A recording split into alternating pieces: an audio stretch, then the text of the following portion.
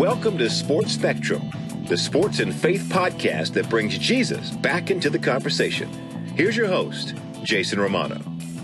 This episode of the Sports Spectrum podcast with Chris Norton is brought to you by Compassion International. It's $38 a month. The most trusted child development ministry in the world allows you and I to help release a child from poverty.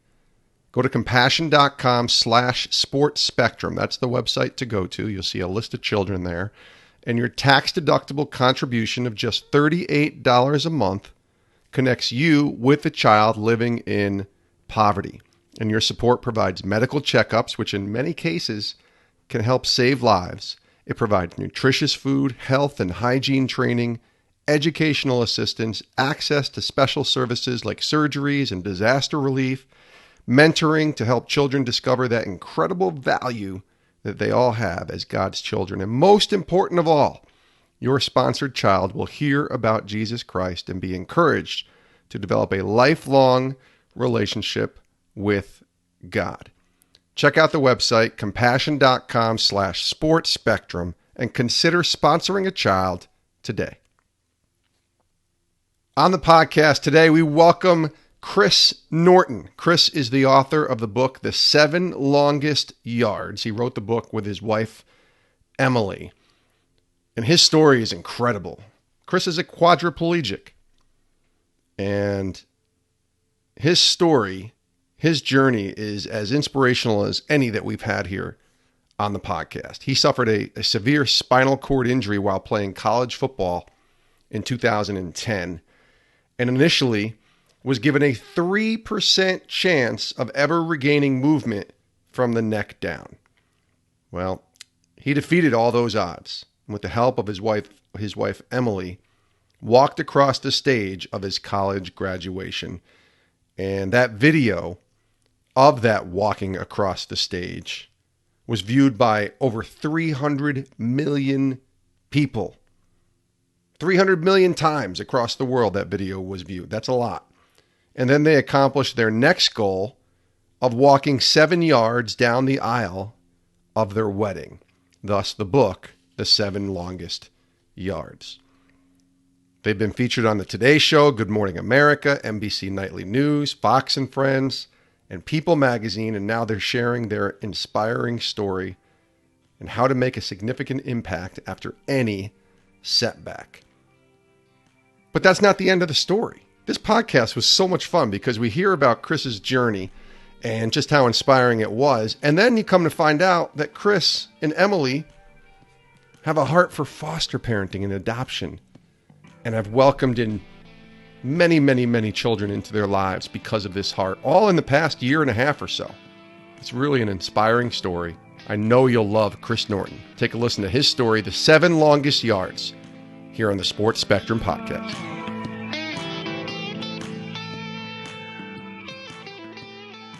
Chris, welcome to the show. Yeah, great to be here, Jason. Thank you. Yeah, thank you for being here, Chris. Let's start with, your story is incredible, obviously, and we're going to get into that. But I think let's learn a little bit about you and maybe even learn about what life was like for you before the accident. Football, obviously, was a big part of your life because you were playing football when you incurred the accident. So share with us a little bit about what life was like before your accident.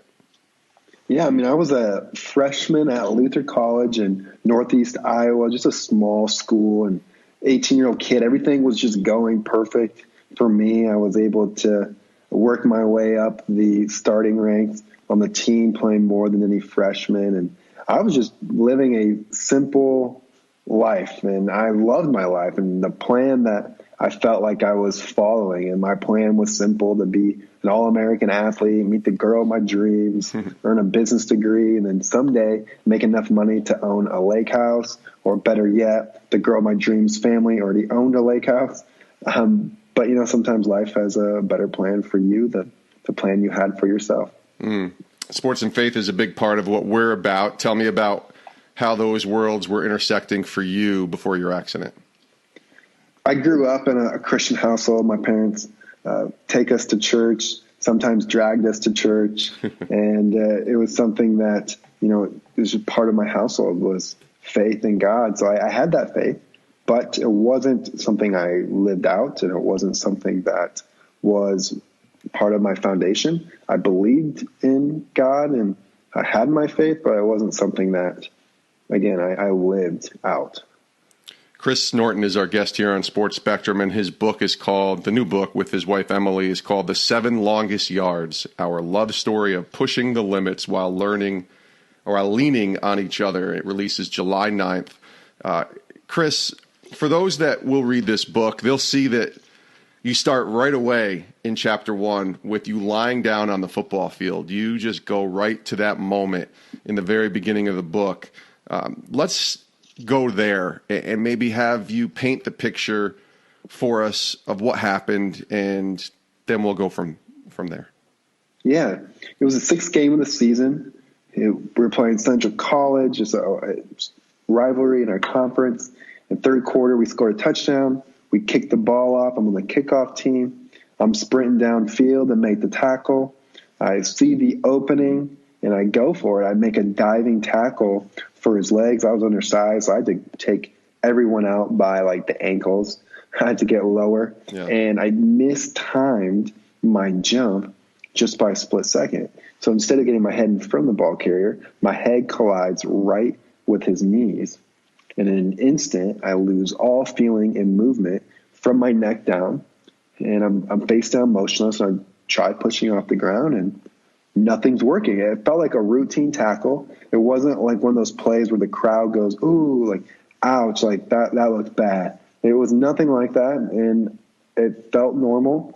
I didn't hear like a weird crack, or there wasn't any ringing in my ears. It just felt like a tackle, but I just couldn't move. And it was a very confusing time for me. So you remember all of it, even though you couldn't feel anything. There's no memory loss or anything like that took place. I remember everything like it was yesterday. Were you scared? Was there fear? I would presume there would be when you're laying on the ground. Can you describe kind of exactly where your mind went? I was confused. I was thinking, well, this is annoying. Like, I need to get up off the ground. This is embarrassing. Yeah. I could tell, the game then was stopped for me, and the athletic trainers ran out to check on me. And I hate that kind of attention. I always wanted to be the tough guy, where you just kind of play through things and avoid medical attention and just be a tough guy. And I couldn't be a tough guy. I couldn't move. And I was telling the athletic trainers, just give me a couple more minutes and I'll walk right off this field. I think it's a stinger and just pinched nerve, something, minor is going on. I just need a little bit more time. That's just kind of my optimism, my confidence that I had. Nothing bad ever happened to me. Everything just always worked out. So I thought, more of the same. There's nothing bad could ever happen to me. From a small town in the Midwest, I go to a small school. Bad things happen to other people that you read about in the newspaper, that you watch on television, but there's no way something bad could happen to me. Take me through the moments after that. So you're going to, I presume, in an ambulance and going to the hospital pretty quickly. In those moments, being wheeled away, still confusion there, and then maybe take us to when you get into the hospital and the doctors are talking to you for the first time and telling you what happened. Yeah, the moment where it really clicked for me, as far as this is bad, this is serious, this is not what I ever expected, was when the paramedics called in for a helicopter while we're on the field. That was my first indication that, okay, this is really bad. At that point, I closed my eyes and I tried to block out what was happening around me.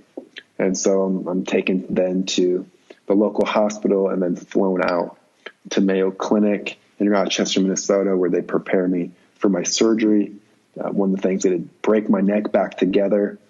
They had to go through an MRI, an X-ray, multiple other tests before surgery. And I had surgery that night. And then waking up the next day, the surgeon told me I had a 3% chance to ever move anything below my neck. And I was stunned. I just couldn't believe it. 3%. I mean, that's not good odds at that point. And I have to imagine, I guess let me go back. Were you Were you in any pain, or were you literally in the moment where you couldn't feel anything? I couldn't feel a thing. I had no pain, had nothing going on. So you have the surgery, you're told you have 3%, and I loved how detailed you were in the book. One of the great things about this book, it's called The 7 Longest Yards, is how transparent you are in it and how vulnerable you are, which I think are the best reads in a lot of ways, because it really brings readers into the idea of what you were going through and what you were feeling.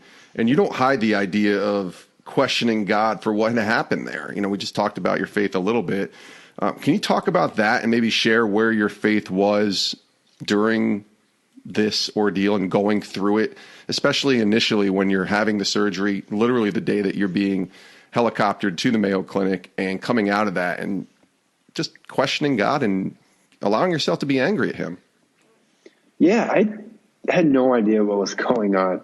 I was frustrated because, my prayer to God was like, God, what are you doing? Like, I think you got this all wrong. Like, you got this plan of mine backwards. Like, this wasn't the plan. And like, what is your plan then? Like, how can this be part of your plan, being paralyzed and being in the hospital, and everything that I ever loved and my identity being stripped away? It really taught me, though, to be then dependent on God, because there was nothing else that I could really depend on other than God, because everything in my life was out of my hands. And it was just, I learned to trust in him, and it gave me, though, this glimmer of hope. Although I didn't know what was going on or why it was happening, or how could this pain could be used for a purpose, I did believe that if there's someone that could use his pain for a purpose, it's God. And that gave me this glimmer of hope of what was possible if I kept going, right? I just knew I just had to keep going and just see how this would play out. And it was that foundation of faith that allowed me to believe in that. I want to talk about your rehab in a second, but first, we'd be remiss if we didn't talk about Emily, who is your co-author and your wife, obviously. Tell me about Emily, how you guys met, and I'm not even sure if you guys were together before the accident or after, but tell me about Emily a little bit and maybe how you guys met and came together. Yeah, we met 3 years after my injury, so I was still wheelchair bound, which a lot of times people assume that we met before my injury, or maybe she's my nurse or something like that. Sure. None of that, but we met online, and we just kind of hit it off through that. And then we met in a public place, and I'll never forget her walking towards me, and just my jaw just dropped. I was in awe, and she just looked at me in my eyes, not my hands, not my legs, not the chair, and just looked at me for who I was. And I really appreciated that. And we just had this instant connection, and that just started our relationship. And she came along my side and really helped me get to the next level in my recovery as well. She became a trainer, a coach, and really pushed me to accomplish my first goal, which was to walk across the stage of my college graduation. Before, I want to go to that moment in a second, but you mentioned something that I think is interesting. You said she looked at you just through who you were and not where you were or what you were in. Was that a struggle for a while after you were coming through surgery and recovery and realizing, okay, I'm wheelchair bound? At that point, I don't know if you're even moving any extremities at all. And obviously realizing that people are seeing this injury when they look at you, especially those that don't know you, right? So did you battle with that a little bit, and not being that football player, that guy that had these dreams of, doing all these cool things, and suddenly you're in a wheelchair and kind of people looking at you, and maybe you just battling with what they were thinking of you?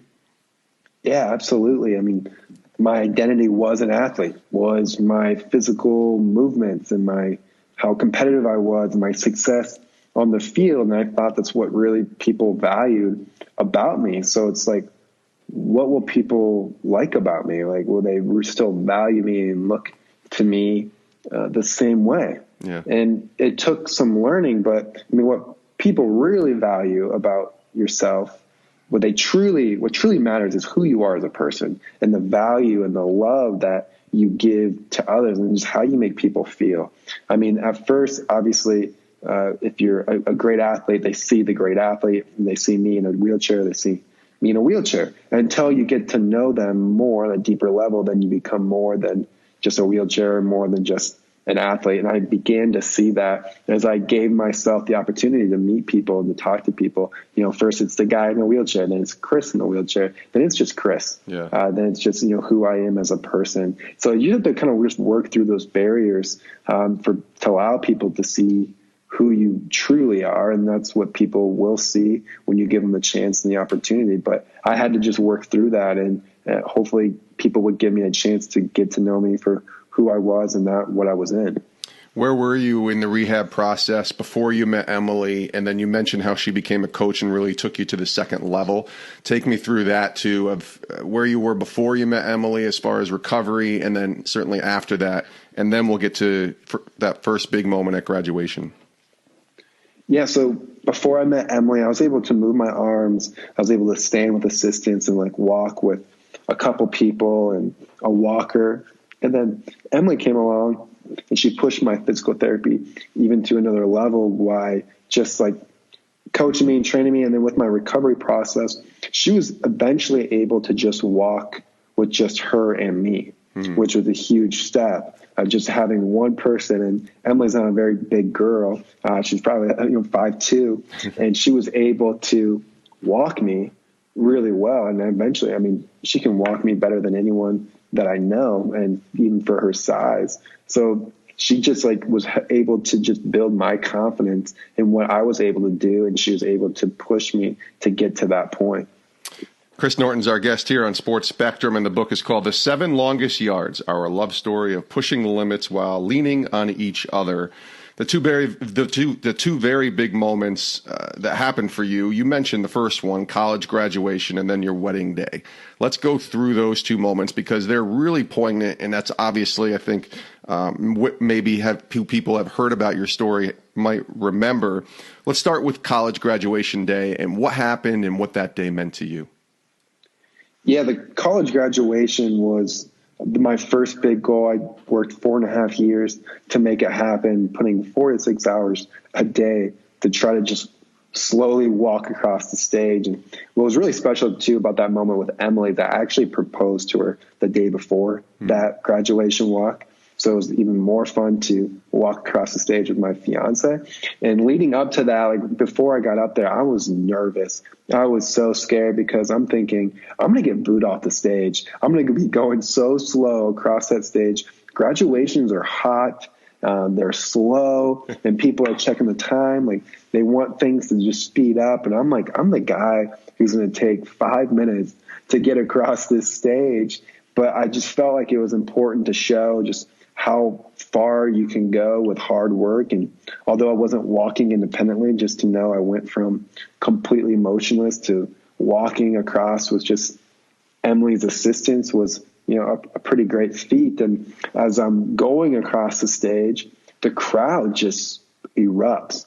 As an athlete, you kind of learn to tune out the crowd noise and just focus on what the task is at hand. But you couldn't help but notice how loud that gym got. And then when I got across, I look out, everyone's standing, clapping, and crying, like grown men just bawling their eyes out. I couldn't even believe how emotional it was for people. And I had a buddy of mine there to videotape it. And that video ended up going viral, being viewed over 300 million times across the world. And it led us to, kind of grow our platform and share our message and to give, the hopeless hope. 300 million. That's a lot. That is a lot. What kind of went through your mind when you saw that first moment where it was going viral? Was it surreal? Was it weird for you? What was kind of going through your mind there? Yeah, it was surreal. It was like you put this video out and then these notifications start popping up and it's like, wow, this has got a few hundred shares. Like that was quick. And then all of a sudden my phone starts blowing up from media in my email. Like I'm getting requests to be on different shows, and they want stuff now. Like the news, they move really quick. Yes, they and do. they want their stuff as soon as possible. So just trying to keep up with the emails and the phone calls and keeping up with the requests was a pretty surreal time. And then I remember I thought the media requests were over, and then we're at, a diner. We look up and our video is on CNN going across the stage. And then we wake up the next morning with like 2 voicemails from NBC Nightly News, and they said, "Hey, can we be there in 2 hours?" And we're like, "Yeah, sure." We'll get ready. Like, it just moves really quick, and it was really fascinating to see it, but it was just a great privilege and opportunity. Did you recognize that platform as far as your faith goes, and understanding that, man, God might be allowing or have allowed this to happen to bring glory to his name through all the people that are interested in my story? Did you recognize that, Chris? Oh yeah, it was using my pain for a purpose, and I saw the good that can come from this accident. Yeah. And it just motivated me, inspired me that I have to keep sharing the story. I got to share this message because it's helping people. And it's that exact reason that led to the wedding walk, which then would happen 3 years later, because I will never forget, as the video was going viral a second time on social media, Emily called me and she's like, "Chris, you have to walk me down the aisle of our wedding. And I'm not asking you to do it for me. I'm asking you to do it for all those people who need hope, who need your example of perseverance. You have to just consider, like, who's counting on you." Yeah. And it was understanding that motivated me of why I need to walk down the aisle. Because part of the graduation walk, I wanted to inspire people, but it was also about myself. Like, I wanted to just prove to myself that, I could do it, and I wanted to get better. But the wedding walk was so much bigger than that. It was about other people and about the impact that I could have on someone else. Yeah, there's a beautiful picture on the cover of the book of Emily helping you walk those 7 yards, which I presume is this 7 longest yards title, which just is a perfect title because it's a metaphor as well as being literal in the sense of what you were able to accomplish. Let's go. It's only been a year now, April 21st, 2018. So we're talking 14, 15 months here since that day. And here it comes. You get married. Tell me about maybe everything that led up to you knowing that you wanted to walk those 7 yards and really, like you said, impact others, but maybe how difficult that was. Is that something you had planned and worked through and knew you were going to be able to do? Or at that point, where are you in your recovery to know if you can even walk those 7 yards? Yeah. So I'll let you know how crazy of a goal this was. Yeah. So I set the goal, 7 yards, and then my film company that was going to be filming my walk, they named the movie 7 Yards, the Chris Norton story. So it's all set in place. And then Emily stands me up to do a practice walk. And then she moves to my side. So in the graduation walk, she's walking right in front of me and giving me the most support that you can by being in front. But for the wedding walk, we wanted her at my side, the same way we go into the rest of our lives together. Sure. And it's also 3 yards further than the graduation walk. And so she moves to my side, and I try taking a step. And I couldn't take one step. And I try and I try. And the more I try, the more frustrated I get. And I get so mad. I tell Emma, just sit me down. And this is about like 8 months before the actual wedding day. And I'm thinking, why did I set this goal? Like, this is insane. Like, this is not a good idea. They already had the movie coming out already titled 7 Yards, and all the people I'm going to let down. But then it was the people, though, thinking about letting someone down and missing out on the opportunity to help someone, inspire them, that gave me the courage. I got to keep going. I got to keep training. I got to keep practicing. And then come wedding day, I went, beautifully well, perfectly. And I could have kept going. I could have gone 14 yards. But what's interesting about the title is, it's the 7 longest yards. And like you said, it's a metaphor. But the actual walk itself was the easiest part of our journey. It was everything from, laying face down on that field to that wedding walk that really encompasses our story. And the walk itself was just the tip of the iceberg. I love in the book you've said, and I've heard you say this too in other places, sometimes God has a better plan for you than you have for yourself. That's a quote. But those listening might say, how in the world is going through this a better plan for your life? So share what you mean by that. Sometimes God has a better plan for your life than you could have for yourself. What do you mean by that? Because again, people will look at you and say, no, that's not a better plan. What are you talking about? Share with what you mean by that.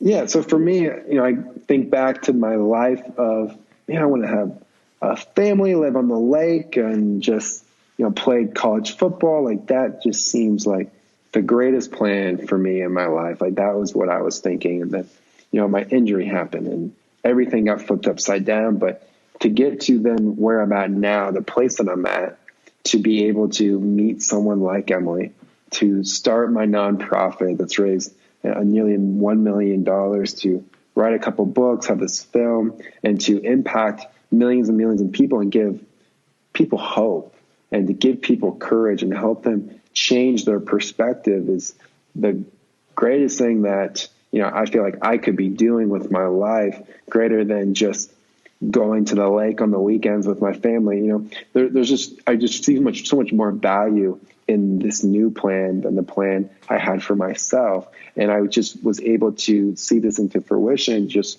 through a lot of work and by the grace of God. And I think what I will hope people to see is that when you're going through your adversity, when you're going through a tragedy, when you're going through a really tough season in your life, to just keep taking one step in front of the other. Like you don't know what God has planned for you, and you can't stop. You just have to keep going, even if you don't know where you're going. I love that. Chris Norton is our guest here on the podcast, again, with his wife, Emily. The book is called The 7 Longest Yards, Our Love Story of Pushing the Limits While Leaning on Each Other. And we could just stop right there, and your story is amazing, and your story is incredible, and that is awesome. But it goes really to another level because you've been married for just over a year now, like we mentioned earlier. And you've already adopted 5 girls and fostered 17 kids, it might even be more at this point from what I read, into your home. Holy cow, Chris. I mean, come on, that's insane and that's awesome. Take us through the decision and why adoption and fostering is so near and dear, especially, how old are you right now, Chris?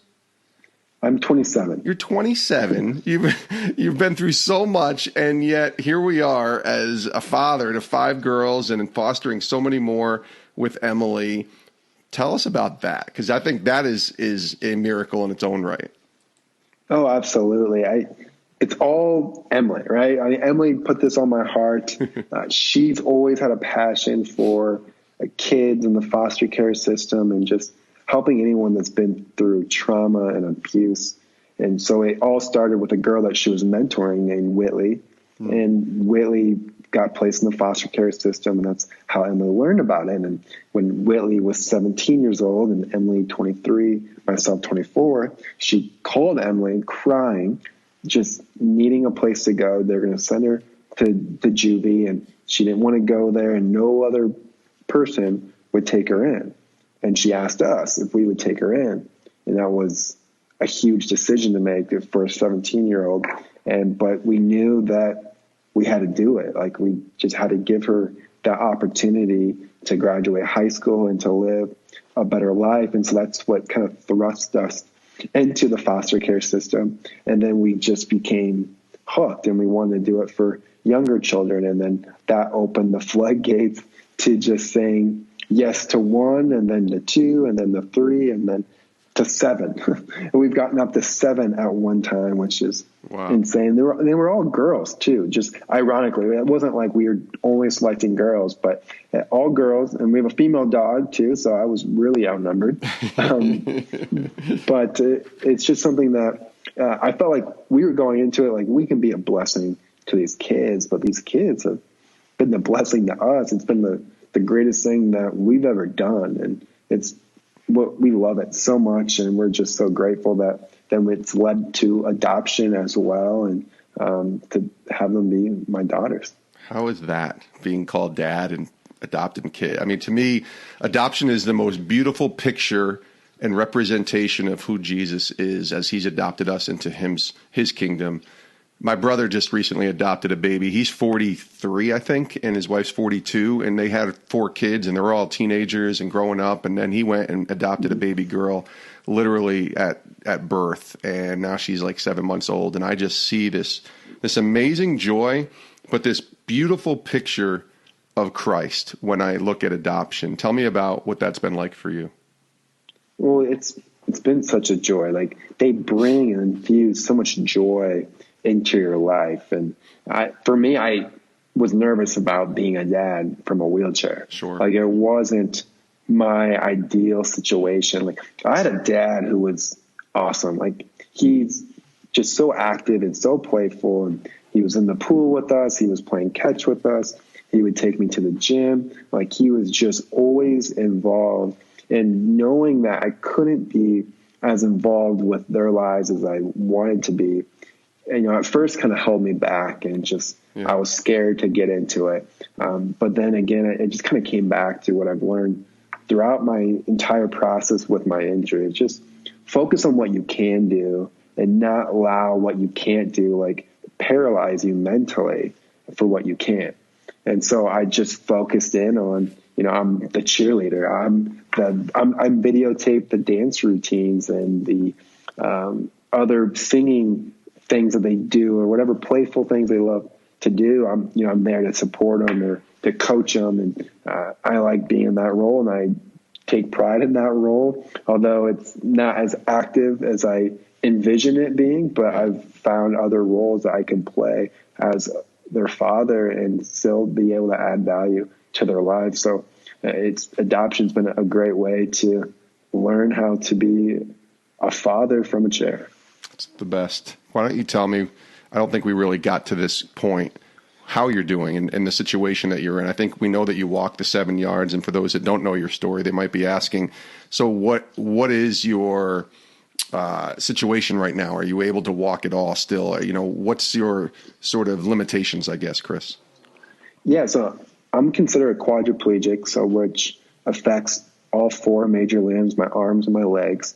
I use a wheelchair to get around, and that's my full, mode of transportation. Yeah. And then I can walk with assistance, like short distances, but I need someone. And I can't just use like a walker or crutches, just because my upper body is not very strong, because again, I'm a quadriplegic. So I think I would be able to probably get around independently with the strength that I have in my legs, but because I don't have that upper body support, it keeps me chair bound. But I'm able to move my arms some and get around freely with my arms in a manual style chair, which I appreciate. And I'm also just very busy too with traveling as a motivational speaker as well. So I get to travel the world and share my story, my testimony, which is a great privilege. But I'm still training, working towards driving as well. So I have a vehicle all modified for me.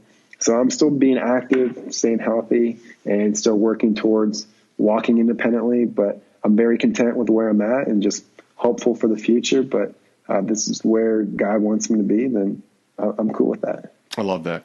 Chris, this has been great chatting with you. Again, the book is called The 7 Longest Yards. Chris and Emily Norton wrote it, our love story of pushing the limits while leaning on each other.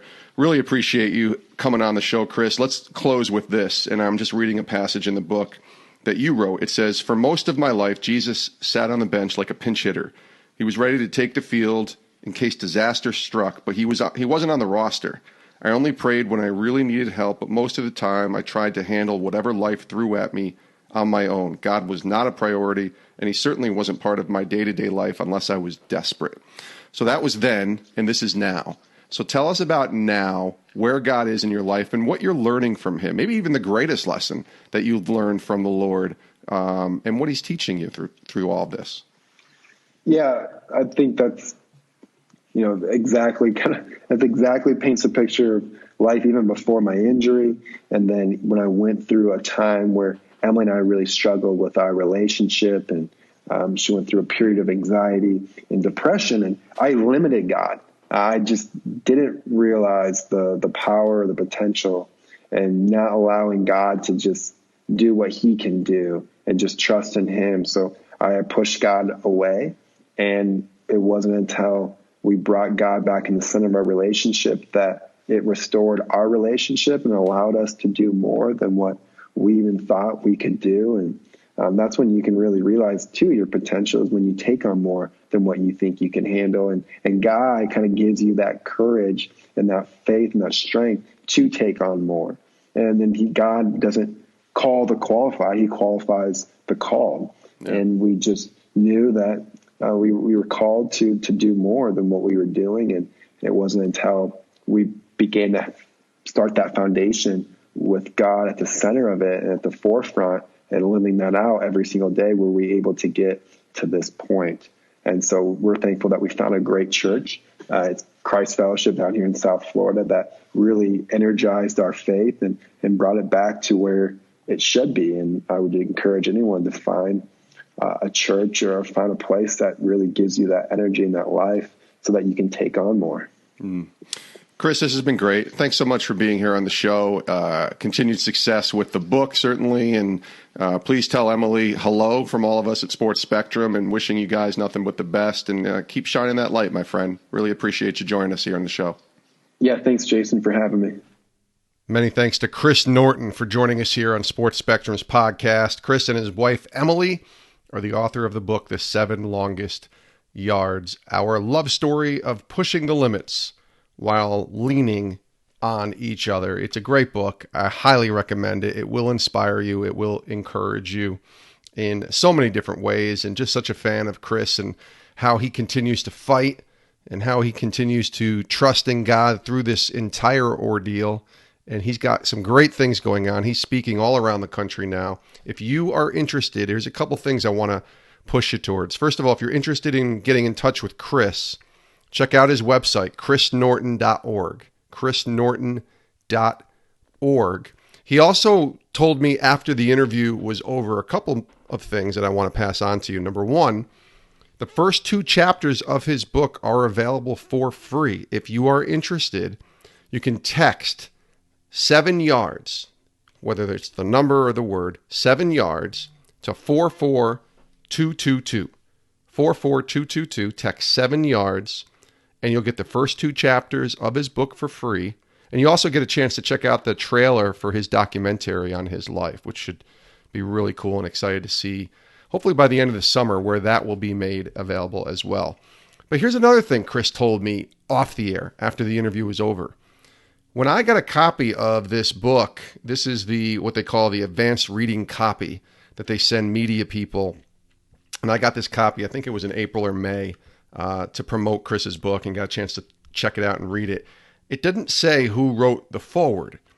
Well, Chris told me off the air after the interview that the foreword is written by none other than Tim Tebow. That's right. Tim Tebow wrote the foreword to this book, The 7 Longest Yards. And that's a pretty cool endorsement to get Tim Tebow to write the foreword to your book. So definitely check out Chris and Emily Norton's book, The 7 Longest Yards. It's available everywhere July 9th, 2019, everywhere books are found. Thanks to Chris. Thanks to Emily, even though she wasn't on the podcast. Thanks to them both for being willing to share their story. And thanks to Chris for joining us here on Sports Spectrum. We also want to thank our sponsors, Compassion International. For more information about how you can release a child from poverty, go to compassion.com/sportsspectrum, compassion.com/sportsspectrum, and consider sponsoring a child in Jesus' name. It's the best decision, the best money you will spend every single month. Go to compassion.com/sportsspectrum and sponsor a child today. As always, you can reach us on our social media pages, Twitter, Instagram, and Facebook at sports_spectrum. Definitely hit that subscribe button on whatever app you're listening to right now with this podcast and never miss an episode of Sports Spectrum. And check out our website, sportsspectrum.com. Lots of articles on there. Great content every single day on the intersection of sports and faith. You can also see every podcast, listen to every podcast on sportsspectrum.com, and subscribe to our quarterly magazine for just $18 for an entire year. Check it out, sportsspectrum.com. Thanks for listening, and we'll see you next time. Brand new episode coming your way with the Sports Spectrum Podcast. You guys have a great rest of your day. We love you, and we'll see you next time.